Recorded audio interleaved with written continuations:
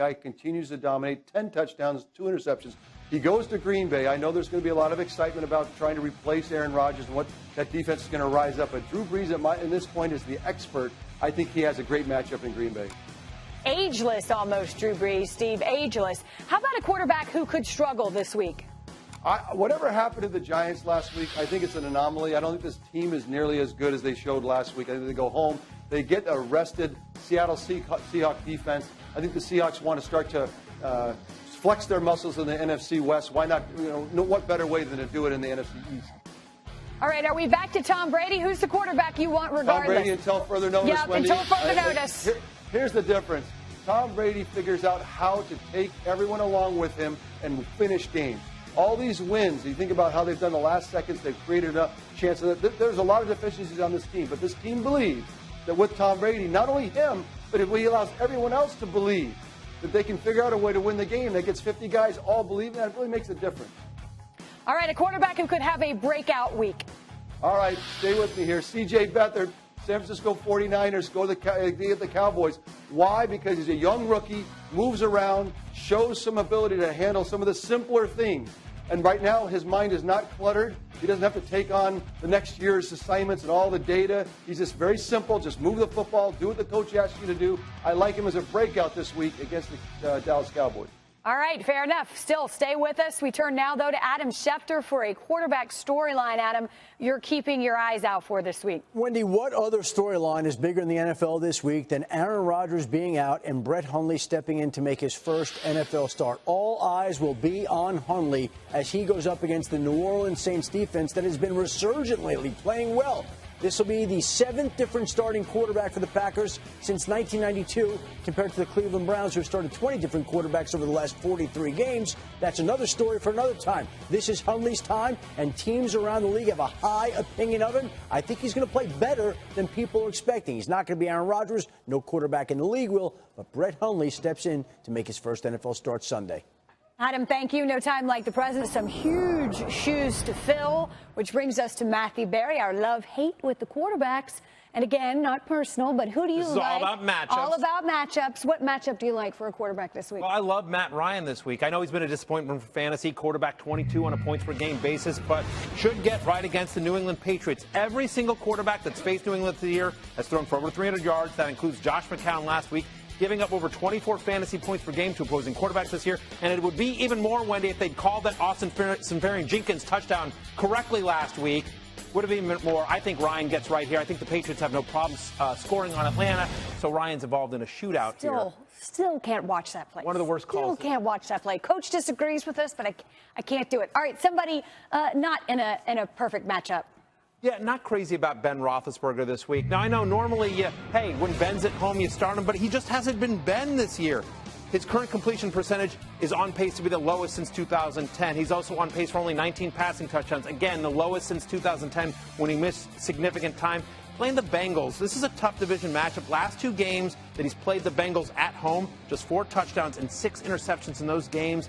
Cincinnati, one of the league leaders in time of possession since Bill Lazor took over. I don't know that Ben has the ball a ton in this game. I think it's a low-scoring divisional affair. Ben's outside my top 15. You know, not often you don't take Ben Roethlisberger at home. Very true. All right, Matthew Berry with us throughout the show. Stay with us. Snap. Ben steps up, throws the back shoulder fake. It's caught, and he's running. AB's to the 20, 15-10, touchdown, Antonio Brown. A solid week 6 for Antonio Brown, but find out which Pats catcher has the spotlight shining squarely on them in week 7. Love, Hate is brought to you by Camp, brewed with a fighting spirit since 1925. I got twinkle toes, so I'll take twinkle toes. I like when I have twinkle toes. That means I'm feeling good. I'm feeling it. Who's getting wild tonight? Give me a chest bump. Boom! I like when I have twinkle toes. That means I'm feeling good. I'm feeling it. I'll take twinkle toes. Oh, to be Gronk. As we take a look at the Modelo Gold Standard stat, it's amazing, really, how lethal of a combo Brady and Gronkowski have been, given how many games Gronkowski has missed due to injury. Since the start of 2010, Brady and Gronk have linked up for a touchdown 71 times. That's the most by any quarterback receiver duo in that time. And it is a perfect way to lead us straight into our pass catcher spotlight for week 7. I don't know where the time's going. It's week 7.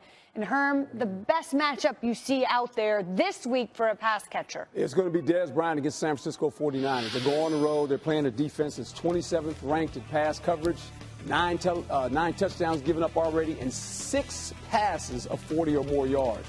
Dez could have a big day against the 49ers, especially because the running back is going to play as well. That really puts a tough decision on the defensive coordinator what to call. Do we call run defense to stop the run, or do we play some type of pass defense to stop the receiver? Pick your poison. That's what it comes down to. Teddy, 2 sides to every coin. On the opposite of this equation is a guy who might be in a tough spot. I think that receiver is going to be in a tough spot. His name's T.Y. Hilton of the Indianapolis Colts. Tough matchup for him this week. That defense over there, the Jacksonville Jaguars, they got pass rushers, they got corners, they got a corner by the name of Jalen Ramsey, and they can't stop the run. So, Colts want to get that run game going, knowing they got that defense back there, staying away from that pass rush. I think Jacoby Brissett stays in between the numbers, not too many shots down the field. T.Y. Hilton, going to be a tough day. Tough day for T.Y. Hilton. How about who you want regardless? Well, the monster is back. Right, We just showed him Gronk, you gotta be Gronk, who's going right? to cover the guy. He's playing the Atlanta Falcons. Good defense, by the way. But this Atlanta team has the same, what I call, they come back to the same tendencies they had last year. They cannot hold leads, this Atlanta Falcon football team. They've been outscored 73-40 in the 4th quarter. That's not a good number for the Atlanta Falcons. And when you have a guy like Gronk, 6'7", 260 pounds, gonna be a tough cover. Man, that last half hour is just no good to the Atlanta Falcons, and it continued, to your point, from last year. Who'll break out this week for a pass catcher? We've highlighted Gronkowski. Yes. Quarterback to receiver duo, 71 touchdowns, all of that stuff. How about a new quarterback, receiver duo, tight end, Mitchell Trubisky to Zach Miller? Yeah. Already that chemistry is starting to be developed. He's looking for Miller. Maybe this is a new Brady Gronkowski. This is a new one of those old school Breeze and Graham when he was in New Orleans. Those type of tight end matchups. This is a new one developing. I think Zach Miller, Trubisky find that chemistry. They continue to put numbers on the board versus the Carolina Panthers. Let's go with Zach. Trubisky's walking. Did he just say Brady? Did Teddy Bruschi just say Brady? He's not comparing the 2 quarterbacks at all. I'm just saying. He'll take it. Did when a quarterback finds that tight end, he might have found his. All right, fair enough. How about a storyline we're watching? I think the Denver Broncos wide receivers right now. Emmanuel Sanders is not going to play. Demaryius Thomas is hobbled, but I do think he'll wind up out there this week. I think Benny Fowler winds up starting as well. For an offense that's struggling right now, they're going to need some production out of the wide receivers. And with Sanders down, Demaryius Thomas will have to step up. Benny Fowler will have to chip in. But Denver's wide receivers banged up going into Sunday's game against the Chargers. All right, that brings us to Matthew Berry. Matthew, some love-hate when it comes to our pass catchers this week.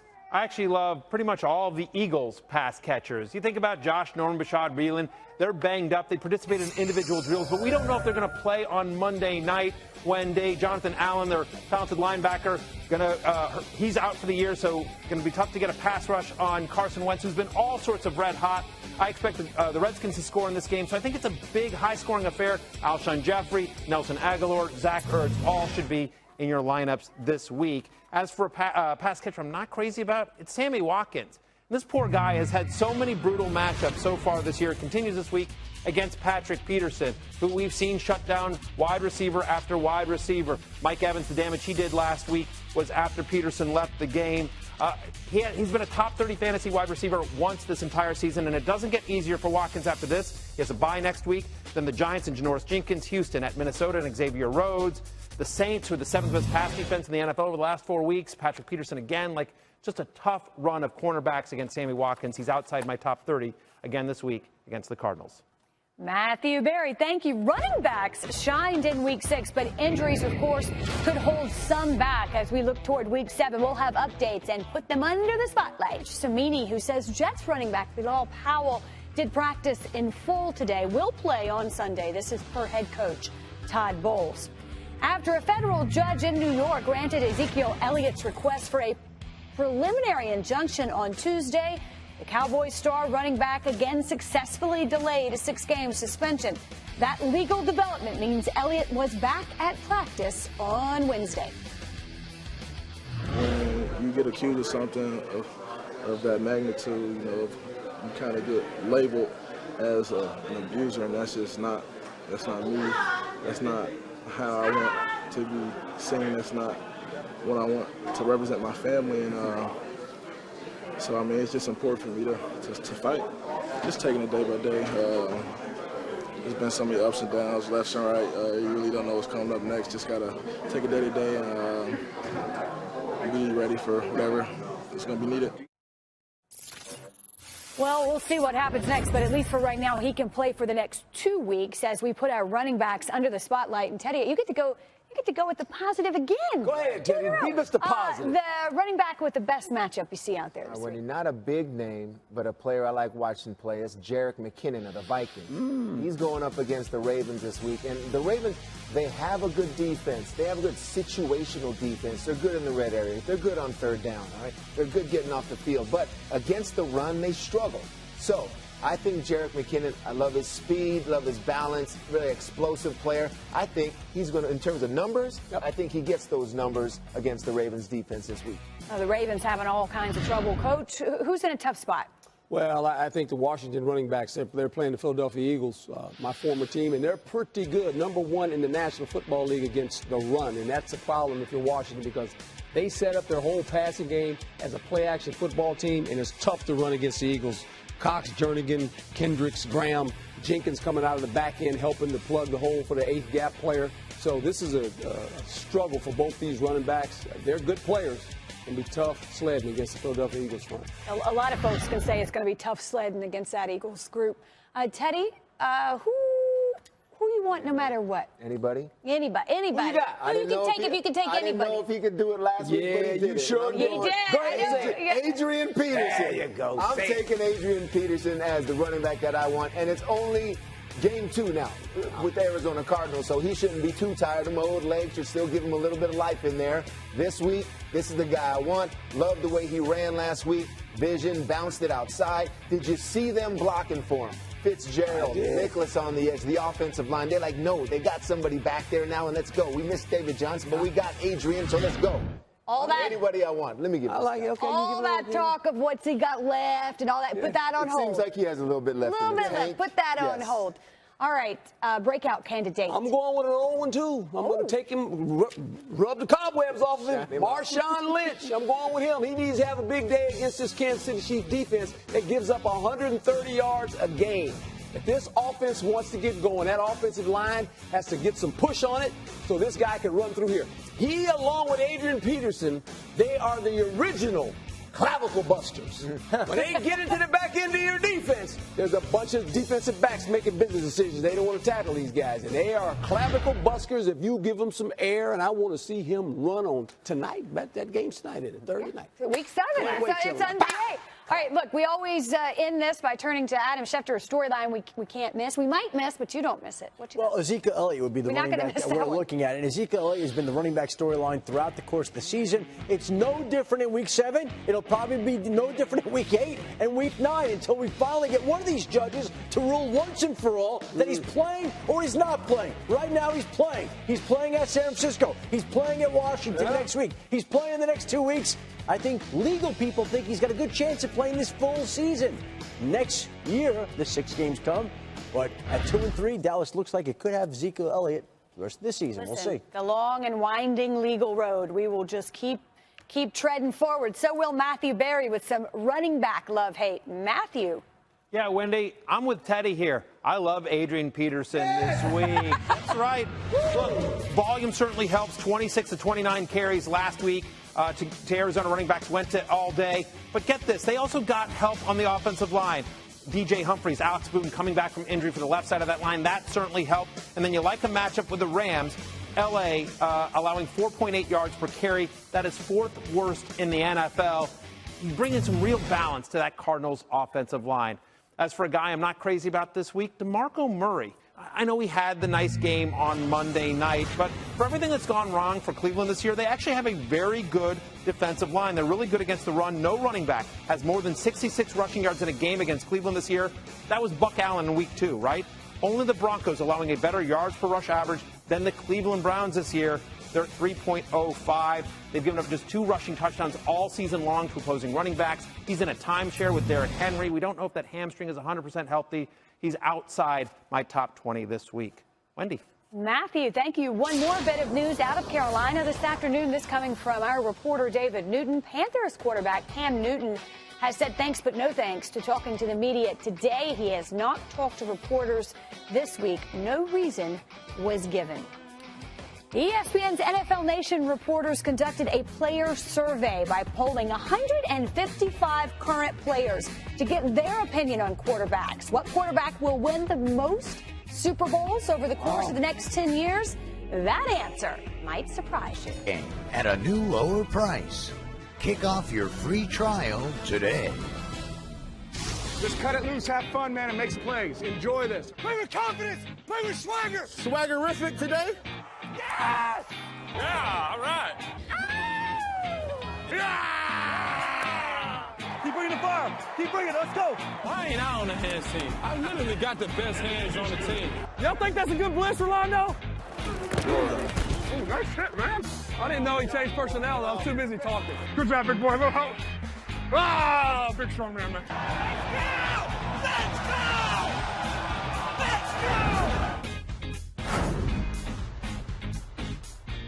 ESPN NFL Nation conducted a survey. They asked 155 current players to get their opinions on current quarterbacks in the league. One of the questions they asked, how about this? Which quarterback do you most want to sack? Almost half of the responding players say none other than Tom Brady. 49%, 14% for Big Ben, and 10% Aaron Rodgers. Of course, he's now out for the rest of the season. But Teddy, we'll start with you. I mean, that number, that 49% is pretty high. Would you have taken your former quarterback, Tom Brady? High, yes, that's high. I wouldn't mind getting a lick on Tom. Absolutely, getting a sack there. But Aaron Rodgers, almost the untouchable at times, though. I know Anthony Barr got him, broke his collarbone and all that. Unfortunate, but the ability for him to run around all the time, that just frustrates the defender so much that you just want him to stay still just for a second so you can plant him into the turf. I can see why people want. What did you say, Captain America? I can see why Captain America's there. Yeah. Oh, you can understand. The best of the best. Yeah, everybody wants to knock Captain America down. You know, I mean, he runs around there and, you know, he just wins Super Bowls, and you know.